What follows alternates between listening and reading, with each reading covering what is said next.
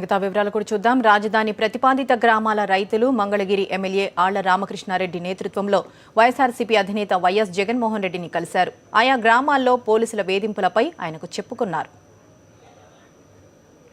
వేరే వాళ్ళ రైతులను కూడా కావాలని తీసుకెళ్తున్నారు, ఆ కారణం చూపిస్తున్నారు, వేరే వాళ్ళని కూడా తీసుకెళ్తున్నారు. అవునవును, వేరే మన పార్టీలో బాగా క్రియాశీలకంగా తిరిగే అతను కూడా తీసుకెళ్లి ఎవరైతే భూములు ఇవ్వడానికి ఒప్పుకోకుండా ఉన్నారో వాళ్ళందరినీ కూడా ఆ సాకు చూపించి వాళ్ళని ఇటువంటి కారణాలు చూపించి భాస్కర్ రెడ్డి అనే అతను కూడా తీసుకెళ్లి అక్కడ తీవ్రంగా 2 రోజుల నుంచి కొట్టిన సంఘటనలు కూడా ఉన్నాయి.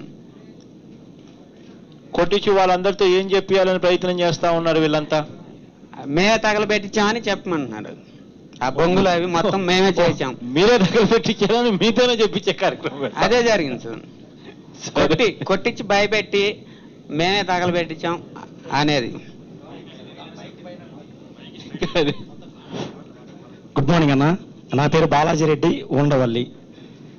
26వ తారీఖు జస్టిస్ లక్ష్మణ్ రెడ్డి గారు వచ్చి గ్రామాల్లో పర్యటించి భూ సమీకరణ సేకరణ రెండింటికి మధ్య వ్యత్యాసాన్ని వివరించి మనకి ఏది లాభమో వివరించి అసలు రైతులు భూములు ఇవ్వకపోతే బలవంతంగా తీసుకునే హక్కు ప్రభుత్వానికి లేదని చెప్పారు. చెప్పిన తర్వాత ఏం జరిగిందంటే 29వ తారీఖు తెల్లవారుజామున ఈ భూ సమీకరణకు వ్యతిరేకంగా ఏ గ్రామాలైతే ఉన్నాయో ఆ గ్రామాల్లో మాత్రమే పంట పొలాలు తగలబడ్డాయండి. ఇది గమనించదగ్గ విషయం. అయితే అదే రోజు ఉదయం మంత్రి బాధ్యతాయుతంగా ఆయన వైఎస్ఆర్ కాంగ్రెస్ మీదకి నెట్టబోయారు. అదే రోజు ఆయన స్టేట్మెంట్ ఇచ్చిన గంట తర్వాత పోలీసు ఉన్నతాధికారులు హుటాహుటిన మా ఉండవల్లి గ్రామానికి విచ్చేసి ఎవరో సైకో లేదంటే ఒక అగాంతకుడు తగలబెట్టుంటారని చెప్పి స్టేట్మెంట్ ఇచ్చారు. అంటే మంత్రులు ఇచ్చిన స్టేట్మెంట్కి కాంట్రావర్సీగా వాళ్ళు ఇచ్చిన స్టేట్మెంట్ అది. మంత్రులు ఆ స్టేట్మెంట్తో కుక్క తిప్పుకోలేకపోయారు. మేమేం చేసామంటే, మీరు మీ ఇంట్లో కుక్క పిల్ల చచ్చిపోతే కూడా జగన్మోహన్ రెడ్డి గారి మీద వేస్తారా అని చెప్పి ప్రత్తిపాటి పుల్లారావు గారిని అడ్డుకున్నాం. అడ్డుకుంటే వీళ్ళు ఏం చేశారంటే పోలీస్ ఐడి పార్టీ వీడియోలు తీశారు. తీసి అదే రోజు మిడ్-నైట్ 12 గంటలకి ఎవరైతే 6 రైతులు ఉన్నారో పొలాలు తగలబడిన వాళ్ళండి, వాళ్ళని తీసుకెళ్లి మంగళగిరి పోలీస్ స్టేషన్లో పెట్టారు. మేము తగలబడిన వాళ్ళు బాధితులను మేము చేసిన తప్పు ఏంటంటే జగన్ గారిని తిట్టారు కాబట్టి పుల్లారావు గారిని అడ్డుకున్నాం. అది చేయకూడదంట. వెంటనే మేము ఆర్కే గారికి ఫోన్ చేసాం. అయితే గతంలో మాకేంటంటే చరిత్ర 10 గంటలు దాటితే శాసనసభ్యులు ఫోన్లు లిఫ్ట్ చేసేవాళ్ళు కాదు మాకు. కానీ 12 గంటలకు ఆయన రెస్పాండ్ అయ్యారు. ప్రతి 10 నిమిషాలకు ఒకసారి సీఐకి ఫోన్ చేశారు. చేసి 1 గంటకి మీరు గనక 6 రైతుల్ని స్టేషన్ నుంచి పంపించకపోతే రాత్రిపూట అర్ధరాత్రి 12 గంటలకు తీసుకుపోయినారు. 11 గంటలకు తీసుకెళ్లారు. 1 గంట వరకు ఆయన సీఐతో మాట్లాడుతూనే ఉన్నారు. అర్ధరాత్రి 11 గంటలకు తీసుకుపోయారు. ఆర్కే 1 గంటకు కూడా సీఐతో మాట్లాడి నడి రోడ్డు మీద ధర్నా చేస్తాను పంపించకపోతే అంటే అప్పుడు పంపించారు. రెండో రోజు నా దగ్గరికి వచ్చారు ఇంటికి.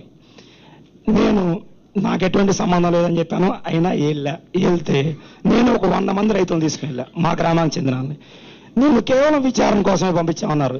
నేను ప్రకాశం బ్యారేజ్ దగ్గర 100 మంది రైతులతో రాస్తారోకో చేశా, పంపించేశారు. రెండో రోజు మా బ్రదర్ని టార్గెట్ చేశారు. గ్రామ కాంగ్రెస్ వైఎస్ఆర్ కాంగ్రెస్ పార్టీ కన్వీనర్ అతన్ని టార్గెట్ చేస్తే మేము తీవ్రంగా ప్రతిఘటించబోతే అతను వదిలేశారు. నెక్స్ట్ రోజు ఏం జరిగిందంటే పెనుమాకలో మా డిఎస్పీ ఒక అతను ఉన్నాడండి. అతను టీడీపీ సానుభూతిపరుడు. గత ఎన్నికల్లో టీడీపీ టికెట్ కోసం ట్రై చేశాడు మా మంగళగిరి కాన్స్టిట్యున్సీ టీడీపీ తరఫున. అతనికి ఏంటంటే చరిత్ర ఎస్ఐసిఏగా పనిచేసినప్పటి నుంచి అతని మీద నాకు పూర్తి అవగాహన ఉంది. బంగారం దొంగతనం కేసులో అతను రికవరీ ఏ విధంగా చేసేవాడంటే ఒక దొంగను పట్టుకొచ్చి అతనికి వ్యతిరేకంగా ఉన్న గోల్డ్ షాపుల పేర్లు ఈ దొంగతో చెప్పించి ఆ గోల్డ్ షాపుల దగ్గర నుంచి డబ్బులు తీసుకునేవాడు. అతని చరిత్ర ఉంది అతనికి. అదే సంస్కృతి ఇప్పుడు ఏం చేశాడంటే మోటార్ దొంగలు పట్టుకొచ్చి పెనుమాక గ్రామానికి చెందిన ఒక రైతుని తీసుకొచ్చి ప్లస్ ఇంకొక ఇద్దరిని, అంటే ఒక ఎస్సీ, ఒక ముస్లిం, ఒక రెడ్డి తీసుకెళ్లి మంగళగిరి పోలీస్ స్టేషన్లో అయితే ఆర్కే గారు ఫోన్ చేయగానే సీఏ పంపించేస్తున్నాడు అని చెప్పి తాడికొండ కాన్స్టిట్యున్సీ పరిధిలోని తుళ్ళూరు స్టేషన్కి తీసుకెళ్లారు. మాకు 5 గంటలకు ఇన్ఫర్మేషన్ వచ్చింది. నిన్న మార్నింగ్ 6 గంటలకి ఆర్కే గారికి ఫోన్ చేశాం. ఆయన వెంటనే సిఐతో మాట్లాడారు. మాట్లాడినా కూడా పని అవ్వాల, వినలా మా మాట. అయితే అతన్ని కొట్టారు. తీసుకెళ్లిన బాధితులు 3 కొట్టారు. ఈ విషయం ఇక్కడ అన్నాళ్ళు ఎవరికి తెలియదండి. చిత్రహింసలు పెట్టారు. ఆ విషయం నాకు ఆర్కే గారికి మాత్రమే తెలుసు. చిత్రహింసలు పెట్టడమే కాకుండా ఒక 5 వైఎస్ఆర్ కాంగ్రెస్ పార్టీ నాయకులు పేర్లు చెప్పి వీళ్ళు ప్రోద్బలిస్తేనే నువ్వు చేశామని చెప్పి సంతకాలు పెట్టమని బెదిరించారు. కానీ అతను బెదిరకు లొంగకపోతే తీవ్రంగా ఒత్తిడి తీసుకొచ్చి ఇక మా బాధ తట్టుకోలేక మేము నిరాహార దీక్ష చేస్తానంటే తొలూరు స్టేషన్ ముందు నిన్న పొద్దున ఆర్కే గారు ఎస్పీతో ఐజీతో మాట్లాడిన తర్వాత రాత్రి 11:30కు పంపించారండి. మేము ఇక్కడికి బయలుదేరి వచ్చిన తర్వాత అతను ఇంటికి పంపించారు. లేదంటే అతను కూడా తీసుకొచ్చేవాళ్ళం ఇక్కడికి. అది మా పరిస్థితి. అయితే కేవలం ఒకే ఒక కారణం అన్న, భూ సమీకరణ లేదా సేకరణకి మేము పూర్తిగా వ్యతిరేకం. మా 2 గ్రామాలు. కారణం ఏంటంటే విజయవాడ సిటీకి కేవలం 3 నుంచి 5 కిలోమీటర్ల దగ్గరలో ఉన్న మా గ్రామాలు 2 కూడా 10 సంవత్సరాల క్రితం అపార్ట్మెంట్లో వేసిన సంస్కృతి మా 2 గ్రామాల్లో. అన్అఫీషియల్ లేఅవుట్లో దాదాపు 50 నుంచి 60 ఎకరాల్లో ఉన్నాయి మా ఊర్లో. ఒక్కొక్క మంది పర్సన్ అంటే విజయవాడలో రేట్లు ఎక్కువ ఉండటం వల్ల మా గ్రామంలో 2 సెంట్లు 3 సెంట్లు కొనుక్కున్న వాళ్ళు చాలా మంది ఉన్నారు.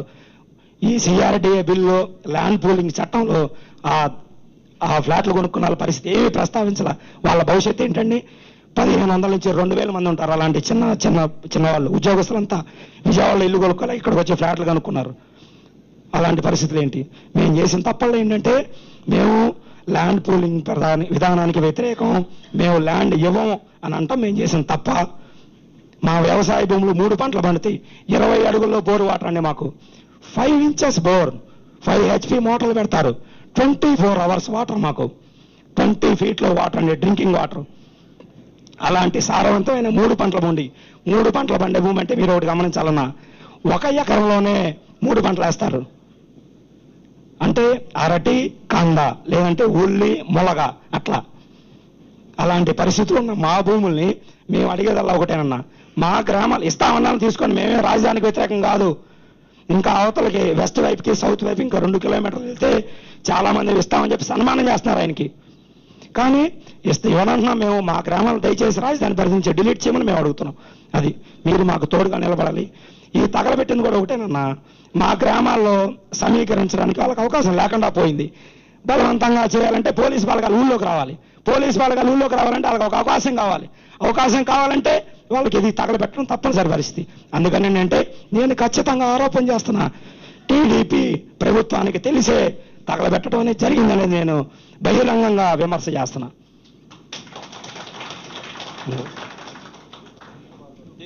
పోలీసులు గ్రామంలోకి రావడం కోసం ఖచ్చితంగా అవకాశం తీసుకునేందుకు తగలబెట్టించే కార్యక్రమాలు చేయించి, ఆ తగలబెట్టించిన కార్యక్రమం జరిగిన నేపథ్యంలో వచ్చి మిమ్మల్ని అందరినీ హెరాస్మెంట్ చేసే విషయంలో మిమ్మల్ని భయపెట్టే కార్యక్రమాలు చేస్తూ, ఆ భయపెట్టేదానికి అర్థం పరమార్థం ఫైనల్ గా మీ దగ్గర నుంచి భూములు తీసుకునే కార్యక్రమం ఖచ్చితంగా